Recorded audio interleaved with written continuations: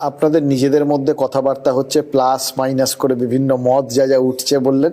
ধরে নিচ্ছি যে দেখা গেল যে নওশাদ সিদ্দিকীকে আমরা ডায়মন্ড হারবারে দেখলাম না, অন্য কোথাও কি দেখতে পাবো?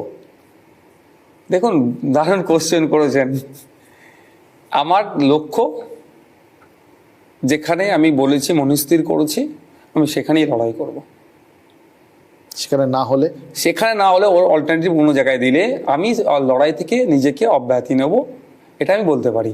এবার দল আমাকে যদি চাপাচাপি করে, দলের নির্দেশ দেয় অমুক জায়গায় দাঁড়াতে হবে, সেটা আলাদা ব্যাপার। কিন্তু সেক্ষেত্রে আমি বলবো, আপনাকে বলি, কিন্তু আমি আশা করছি এখনো পর্যন্ত আমি ডায়মন্ড হারবারেই লড়াই করছি। কারণ যাদের নেতৃত্বে এই বাংলায় দুর্নীতি সংগঠিত হয়েছে, তাদের একজন কিন্তু ডায়মন্ড হারবারে আছে।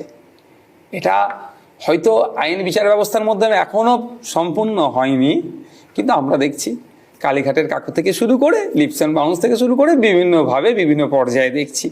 সুতরাং অন্য জায়গার যেটা বলছেন, আমি ব্যক্তিগত যদি আমাকে জিজ্ঞাসা করেন, দলের এখনো কিন্তু এই বিষয়ে মতামত আমি জানি না, তবে আমার ব্যক্তিগত যদি মতামত বলেন, আমি লড়লে ডায়মন্ড হারবার থেকে লড়ছি।